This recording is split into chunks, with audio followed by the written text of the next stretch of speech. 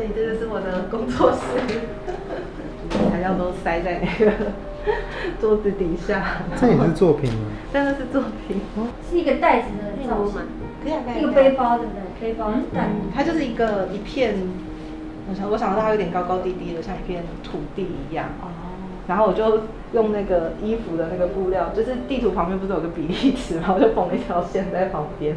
我缝在旁边啦，就是纸的那个吗？对对对，然后我喜欢那个纤维，它就是织物，它很工整规律的那个结构，所以我就转印了很多像方格子的东西。That's the one we said. 书本跟纸张为出发点下去做的，然后再去延伸想说，它跟什么材料可以搭在一起啊？然后它就是我有挖到什么有趣的东西啊？就是我想说，因为刺绣是你要先知道你要做什么图像，然后再去就是在电脑里面画出那个档案之后，你再去让那个电脑刺绣绣出来。然后对我来说，我是一个先对材料有感觉再去做东西的人。这个是那个绑超带，然后它很奇妙，就是它非常的强壮，你很难撕开它，然后它可以拧。然后这是一个很棒的纤维的层。有一点 ，yeah, a little bit. Yeah.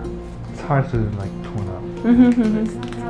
但其实我找材料就是到处都可以去捡到一些东西这样。For the ring? Yeah, for the ring. Holy nice, I need one of them.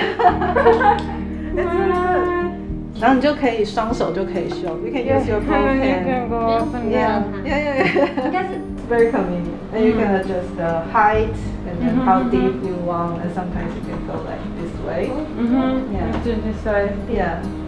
Is this the silk thread from the Japanese embroidery? No, it's like mimicking the silk thread. Yeah, but that's the attempt, but it's not. It's artificial. Do you want? I have some. Oh really? I don't know how to use. I can send to you. Please.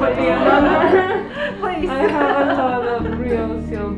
Wow. They don't make them here in Japan, and I didn't know. Like I use the yarn, I use the fabric, but I didn't know. I have some of them though. 线材以外的东西去探索，说，有什么材料是对我有感觉的，我有所呼应的东西，所以我就开始到处去挖，然后就出现了很多，就是我都开玩笑说我是那个捡垃圾系的艺术家，就是看到有趣的东西我就把它捡回家。大家都知道我很喜欢捡一些小垃圾，所以他们也会送我一些小垃圾。所以例如说那个像巧克力底下那个金沙巧克力底下的那个杯子啊，然后是他们找到一条礼物的那个缎带，他们觉得很漂亮，那这个送你这样子，所以我就有很多一些奇奇怪怪的东西。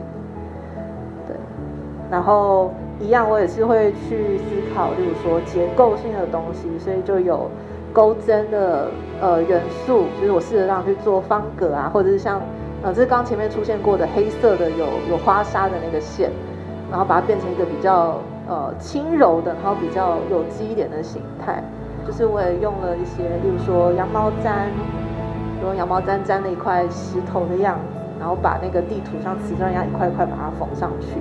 就是我还是试图要做一个就是正统的纤维的技法，就是用缝纫的方式，用自己织的织物去当做一个物件再加以延伸。所以这一块是我自己织的布，然后这一块也是，它有点看不出来，它是一半蓝色一半绿色，它是比较密的显金的织物，然后我就把它跟就是条纹状的布料去做一个结合，就横向跟直向的图像。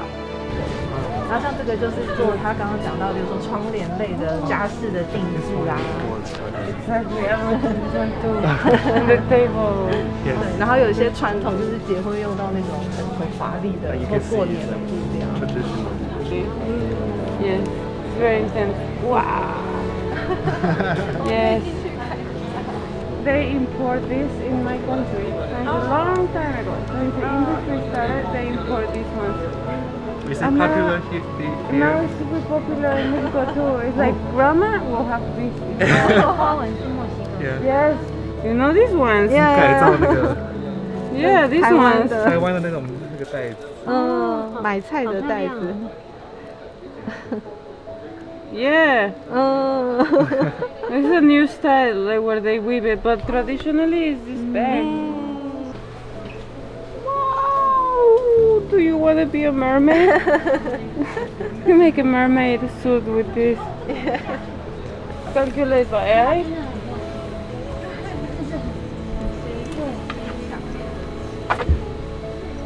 Wow. Yeah, it's gonna be amazing. Give me more. Open it, open it. It has a little bit of everything that is interesting for me. Sketches, architecture, organic inks from many different sources. And I started to develop a technique to weave, but not like a human, because there's a lot of research on traditional weaving, and I wanted to discover something different.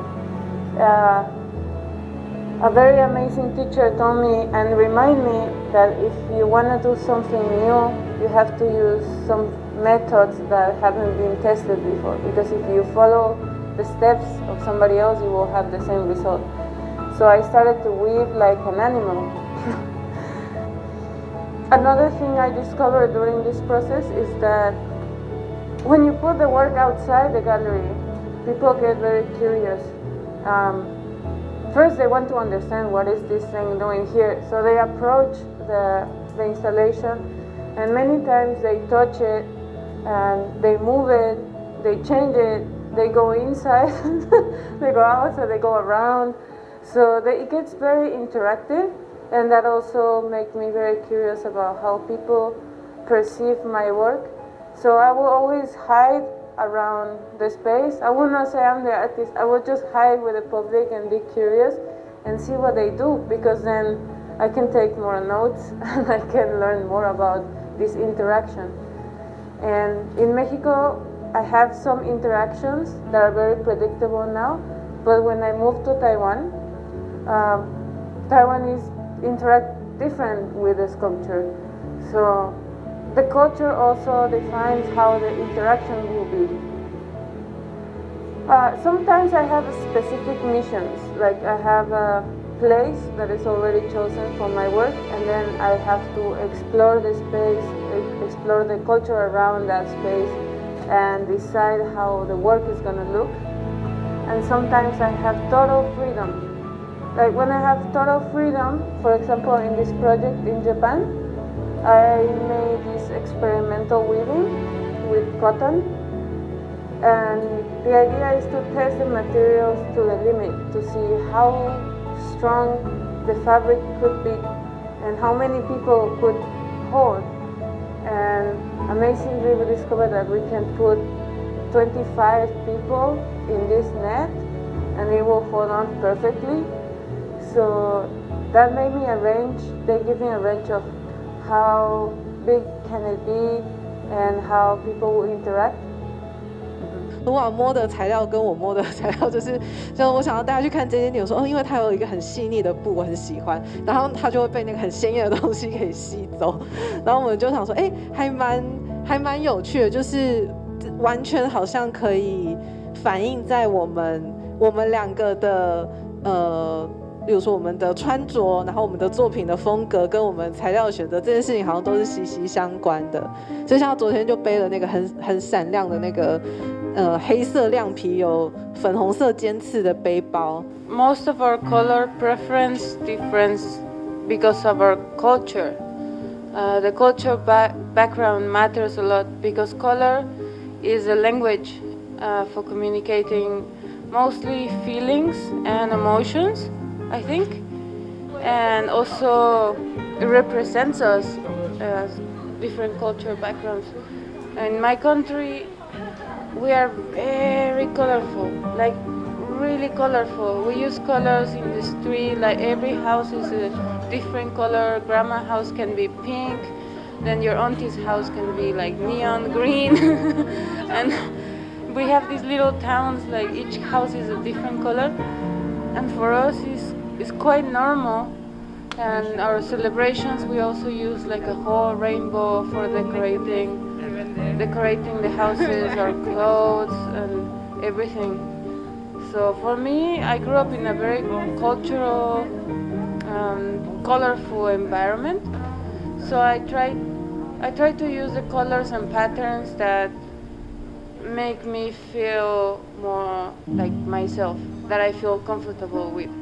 And maybe they are a little bit loud, but those are the colors I like.